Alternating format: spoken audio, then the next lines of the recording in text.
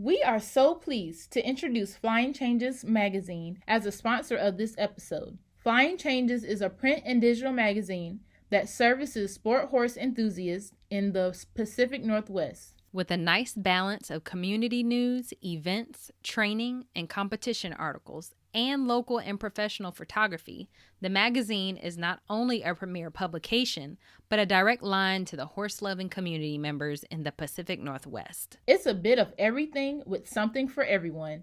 Visit them at www.flyingchanges.com. And look for them on Facebook and Instagram at Flying Changes Mag. My name is Shariah Harris. I am a polo player, and you're tuned in to another episode of Young Black Equestrians. I am a young black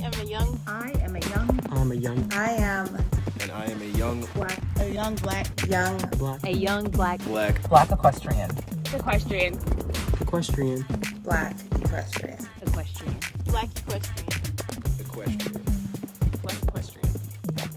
I'm a young black equestrian. I am a young black equestrian.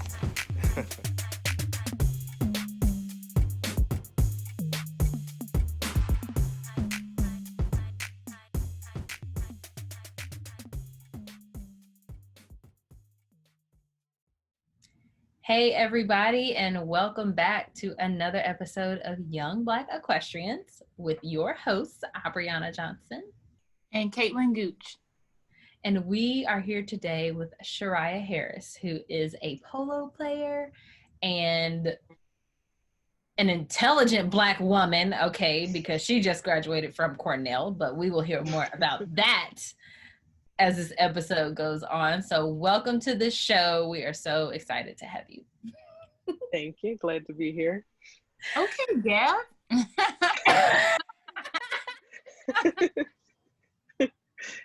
Beautiful. Twins. Oh, you guys are cute. All right, so let's start off with something that you are thankful for today. Shariah, if you want to go first. I'm thankful to be starting nursing school. That started for me this week. So I'm thankful to be starting that, even though a couple weeks into the semester, I might not say the same thing, but thankful to have started. Nice. Congratulations. Yeah. Thank you. Yeah. What kind of nursing do you want to go into? Eventually, I want to be a nurse practitioner. Okay. But for now, it's a RN to BSN program. Mm-hmm. So yeah, hopefully I want to work in the emergency room and trauma section. So, yep. That's cool. Thankful. Caitlin, what are you thankful for today? You probably have an idea of what I'm gonna say. I'm thankful for real friends. I'm gonna leave that at that. Yes. That's always something to be thankful for. Today, I am thankful for perspective. Just like, so I left my job a couple weeks ago, and then I went back today to start training people, and I kind of felt like outside looking in, and like, you know, everybody was like melting, and I was just like, this is great. Like I just felt so light and airy, and just because that having that perspective shift. So that's what I'm thankful for today. It makes me realize my decision was the right one, and it pushes me to kind of continue with that. So good. Nice. But it felt great to leave out of there knowing you didn't have to stay for like a certain like deathly hours. Yeah. I was just like, I think I'm gonna leave. I'll be back tomorrow. See y'all when I see ya. Yes. Well, all right, let's go ahead and get into our episode. Tell us where you're from, what you do. You kind of told us a little bit, but just tell us a little bit about yourself. So I'm from Philadelphia. I live in Upper Darby, and I play polo. Got started with that through a program called Work to Ride. Mm-hmm. And that is located in Philly still, right? Yep, in West Philly. Okay. How long ago was that you got started and Worked to Ride? gosh. I was about 8 or 9 years old. So Wow. 06, 07. Mm.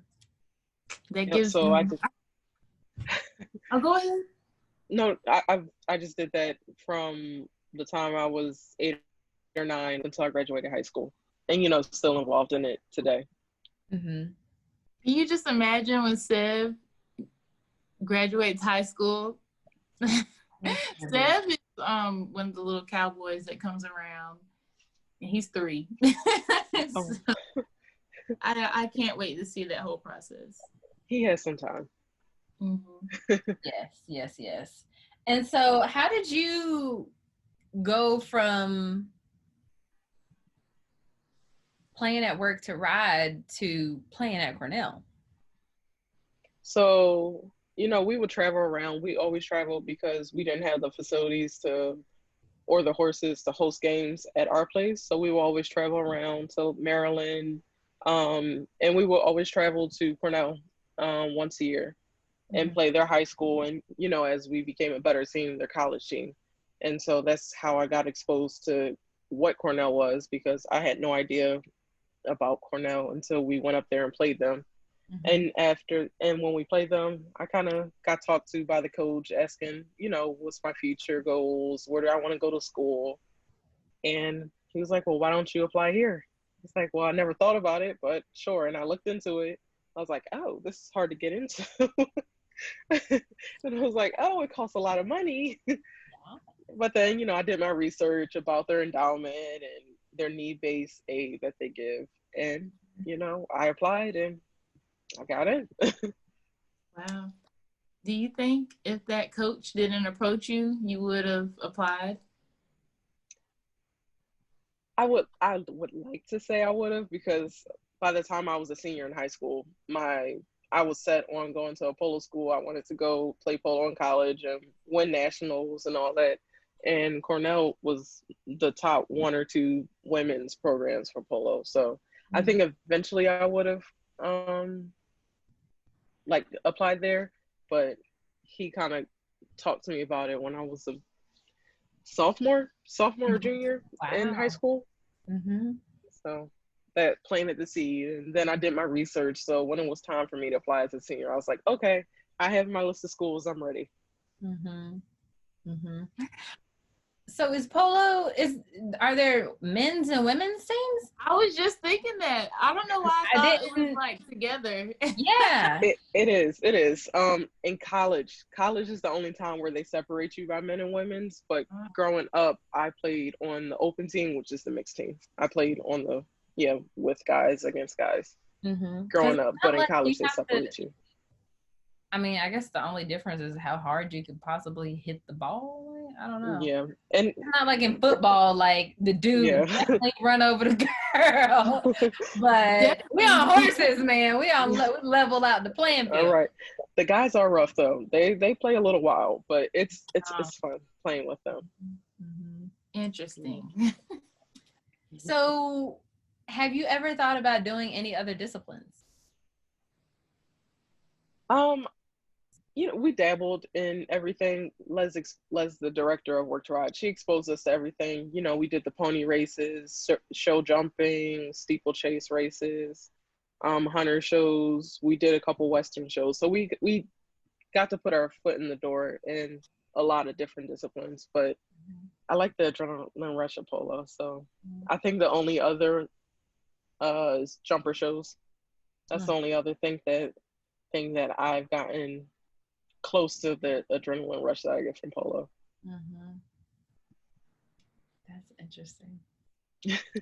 What did you say? Steeple something? Steeplechase races. That? So it's not a flat race. It's a horse race, but you go over jumps while you're racing each other. Oh, well, okay. It's you should Google it. It's a high adrenaline thing too. I'm like, that sounds like fox hunting, but like yeah. We're all kind of like fox hunting, but racing against everyone else. Oh wow. Yep. Yeah. Yeah, we did fox hunting too. Yeah, we Wow. did a little bit of everything. That's We're exposed to a lot Yep. of.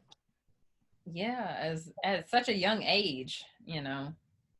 Do you find that a lot of people that came up through the Work to Ride program either went to continue riding or to kind of majority or most people kind of just stop once they were done with the program? Um, I would say majority kind of stopped, but everyone is still connected. Like they'll come back every so often and ride and whatnot. Mhm. Um, but I can only think of about 4 or 5 of us who went on to college to continue polo and riding and stuff. But Mhm. majority, stop after the program, but Mhm. always still come back, Yeah. usually. Yeah, that's cool. So how is, I mean, you kind of alluded to it already, but how has writing kind of affected your life as a whole? I like to say that I wouldn't have gone to Cornell if not for polo, because that opened my eyes to what Cornell was. And also just the exposure that it's given me, just the perspective it's given me of what else is out there. Because, living in Philadelphia, you don't think, oh, polo is a big thing. You think about the brand Ralph Lauren, but you don't think about horses and polo and everything that goes with it. And also the people that I've been exposed to, the different places I've been able to travel to. Um, Polo was the first time I got to travel out of the US and got on my first plane ride. So it exposed me to a lot that I think would have taken me longer to do. And it just gave me that head start at an earlier age. Where did y'all go out of the state? Nigeria and Argentina and England. What? Yep. Okay. All over the place. all for competitions. Yeah. Go back in time and go to Work to Ride. Ew. It's a great program that I accidentally found. So How was that? How was that an accident? Like, obviously your parents were not like horsey people. Like, how did they kind of send you off and let you be great and something that some people think is just so crazy? my mom got lost in the park and found it. So it was very accidental.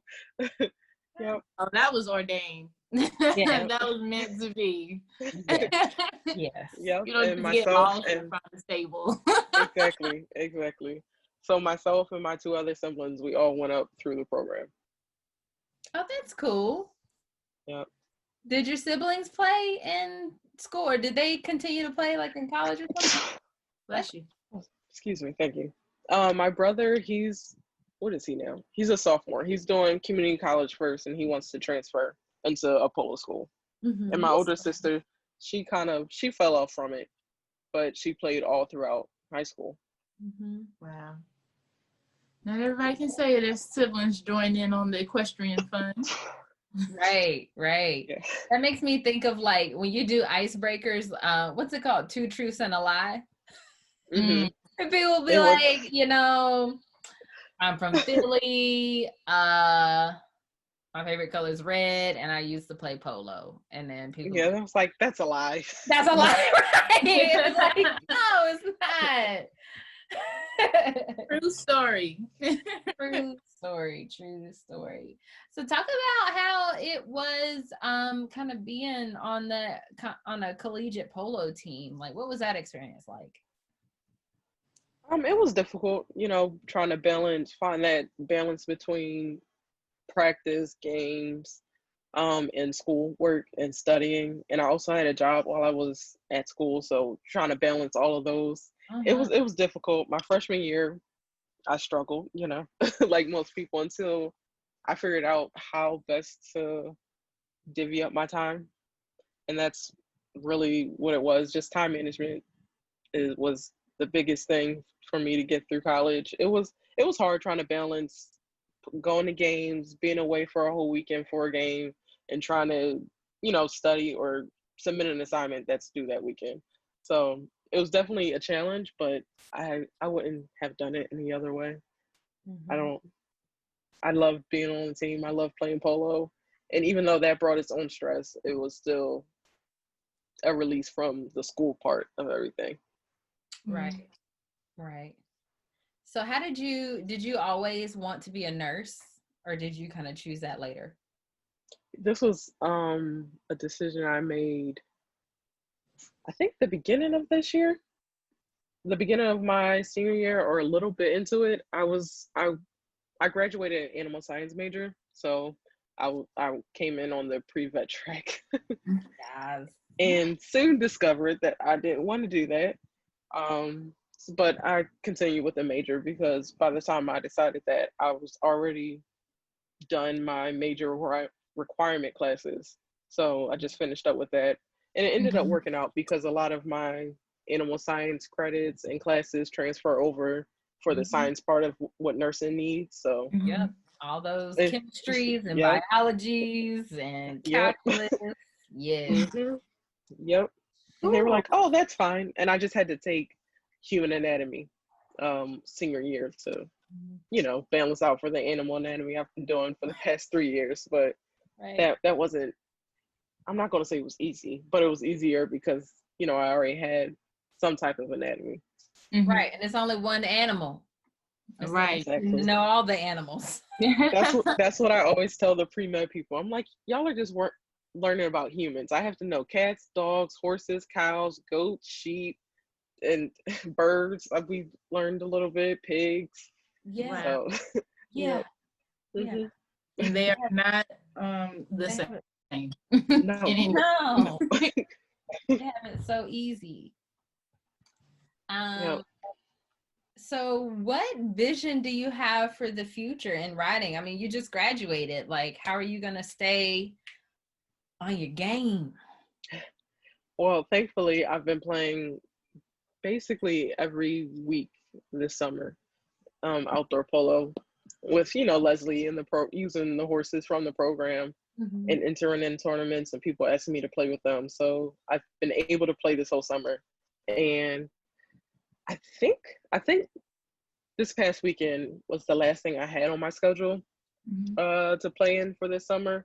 But in September, I'm going to be playing in a big women's arena tournament. But after that, I'm not sure. There's always the barn. I can go up and ride anytime I want to. It's just to find the time to do that when nursing school kicks in. Yeah. Yeah. Do you go back and do any sort of mentoring or anything for the kids that are coming through the program now? Yeah, it's weird for me to call myself a mentor because I feel like I'm still learning so much. But yeah, I'm always at the barn with the kids. Well, not always, but when I have time, I'm up there more than once or twice a week. So always see them, happy to see them. They're happy to see me. And I played with a couple of them for a couple games this summer. And, always giving tips where I can give them and helping them develop their game and giving them tips to do something better than what they were doing. And just little things that I say to them that I see that they take to heart sometimes and follow through with what I tell them. So that's fun to see sometimes, to see someone listen to advice that I give. Yeah. Kids need that positive youth development.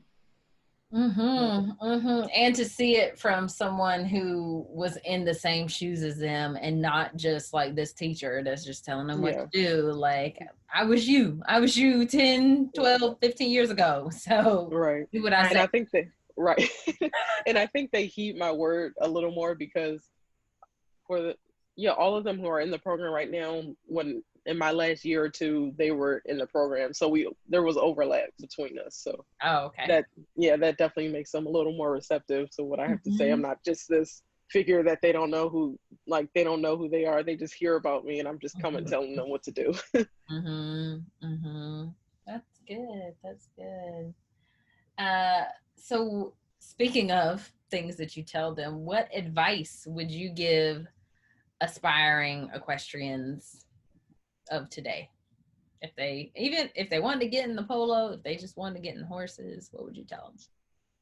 I think first, if you want to be good at whichever discipline you're in, ride different type of horses. Don't get comfortable on the same horse or the same type of horse, because you're never going to develop that way. And people love to see people love to see riders who can ride the challenging, difficult horses, who can ride almost anything, who have that fearless streak. And also, as a minority coming up in the sport, I would say to open yourself up to people, even if you're in an all-white setting. Don't be intimidated to approach them and talk to them and try to, intermingle with them, because as people who, majority of the sport, you're going to need those connections to further develop yourself. Yeah. I can't remember if I just shared something on Facebook. It was something about, it's not what you know, it's who you know. Exactly. That, your network can get you a lot farther than, some books. Yeah. It's very important to be able to interact with people in different settings. So that, because you never know, even if they can't help you themselves, they might be able to direct you to somebody who can. Exactly. So that's something I wish I would have taken heed to a little earlier, because I was very quiet, reserved, kept to myself, didn't go out of my way to talk to people. And not that helped me back, but that I could have made some connections. You never know, that I didn't, because I was so quiet and, to myself. You live and you learn. I'm sure in nursing school, you will be out there and getting those connections. Yeah, I've definitely come out of my shell. Oh, good. More, good. So how do you feel about the kind of surgence of, seeking out equestrians of color for, amplifying? I'm so tired of hearing that word, but amplifying Black voices of equestrians of color. Like over the last few months, I know that's been kind of a big thing. So have you felt any of that? Have you had people reach out to you in that regard? Just a few, just a little bit ago, but I think it's something that's like, well, it's about time, but also kind of a little resentment, because the only reason that's coming about is because, the whole Black Lives Matter movement and how strong and powerful that voice has become, to where now I feel like companies everywhere, even outside of horses and stuff, are looking for those Black faces to put up, like, hey, we have diversity, we have it here, we're not like that. So I think if that's what you really were, you would have already been amplifying these voices, rather than now that it's, it's a call for action for it. Yeah. I agree. Yeah, I agree 100%. And we were on a call yesterday, and this guy said, I look back at, or he's like, I'm not sure that we've had any like models of color or whatever, I would have to look back. And I'm like, well, if you did, you would know. You would be able to say that confidently. Like, why do you have to look back? Right. And a certain industry or a certain association was like, we're trying to collect data to see what. And I was like, why do you need data? Just look outside. Go to a show. Like, what data do you need to support? Right. Okay, you want to get concrete numbers? The numbers are below 1%. Like, right. You want to embarrass yourself like that? Right. Like, I think we can have some qualitative observations here. You don't need numbers. You can see. It's like, you don't have to give me the numbers. I can see for myself what it is. Right. Like, we see this, and we're telling you that y'all ain't got it. You don't have to go look. Yeah. Go find a picture from when? 2001? Yeah. Look, we had one. Okay. Yeah, it's just one though. Just one. Yeah, just one. So Yeah, I completely agree with you on that. Caitlin and I have talked about this several times. Just like you said, the resentment, like, now y'all know, Yeah. and then the sort of like tokenism, like, oh, hey, look, we found one, guys. Look, Exactly. right here. This is a nice one. We got us a good one. Mm-hmm. And then it's just because they have that one, they think that they've done enough, and it's like, no. No. You don't stop there, No. or use that. Oh, because they do it, y'all have no excuse to do it. So it doesn't work like that. No. Man. And I'm not sure about what is it, like U.S. Polo Association? Does that exist? Mm-hmm. Okay, good. Yep. I didn't want to like just make that. Lord, I'm making up stuff.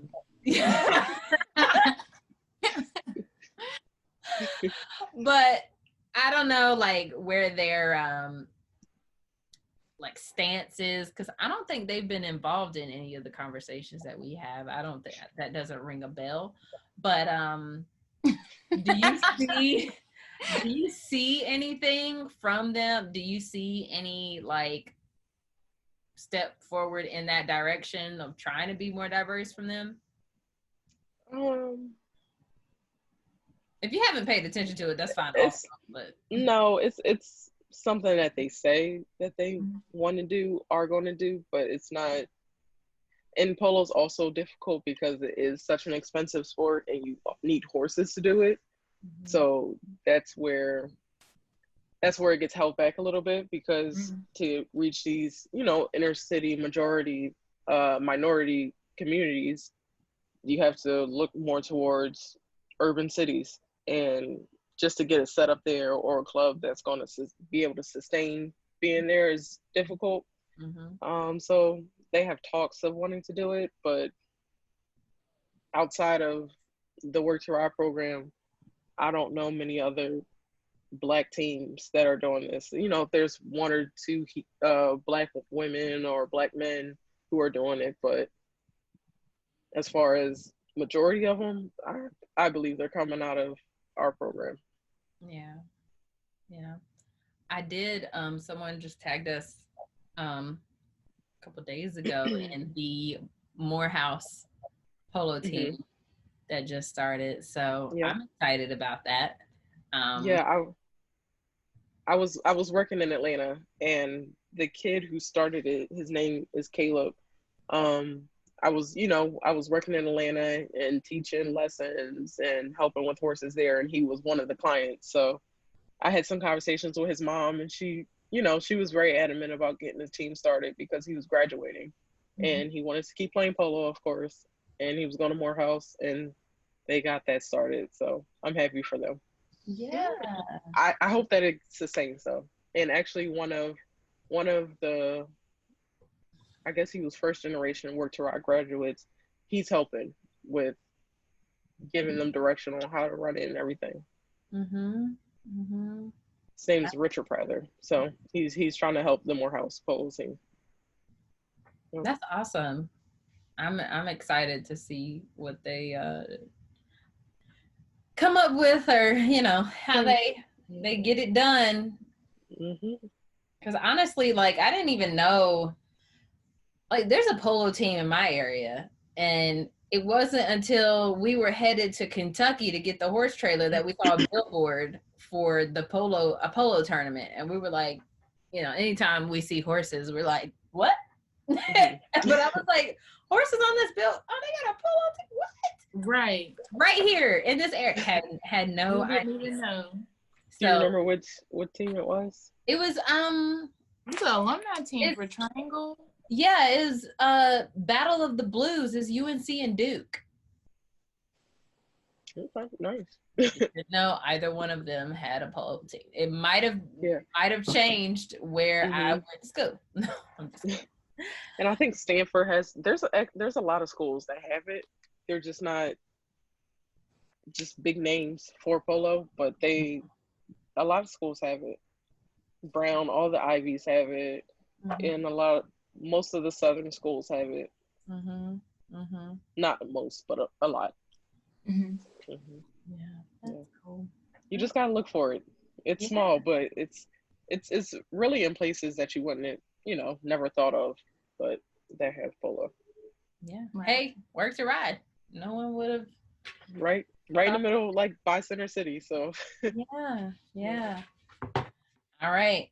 So we started this new segment of the show called the Derby Round, where you answer these questions as quickly as possible before we wrap up. They're really easy questions. No need to be worried. You're an adrenaline junkie anyway. You could be worried. You'll be fine. Right. You got it. Derby round. All right. English or Western? English. Solids or spots? Solids. Bays or grays? Grays. Brown tack or black tack? Brown. A sponge or a curry brush? Curry brush. Shod or barefoot? Shot. A bumper pull or a gooseneck? Gooseneck. A rope halter or a nylon halter? Nylon. What is your favorite piece of barn equipment?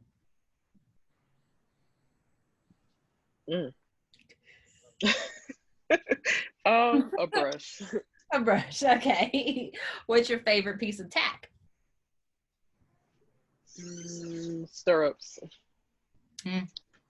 That's important. When was the last time you fell off? 2 weeks ago.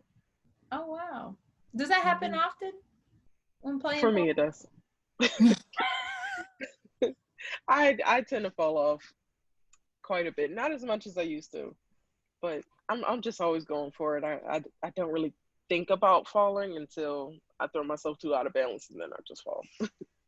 Well, I bet you got that tuck and roll down pat. Yes. Yep. And if money was no object, what is one horse-related item you would purchase? Really good polo saddles. Polo saddles? Polo saddles. Yeah. Are They're expensive. Oh, okay. I'm like, how are they different from regular saddles? They don't have knee rolls, Um, so that you have better mobility to get up and swing and switch sides and all that. But polo saddles are expensive, so definitely a couple of those. Cool. Well, thank you so much for taking time out of your day to come on the show today. Of course. Yeah, thank you. No problem.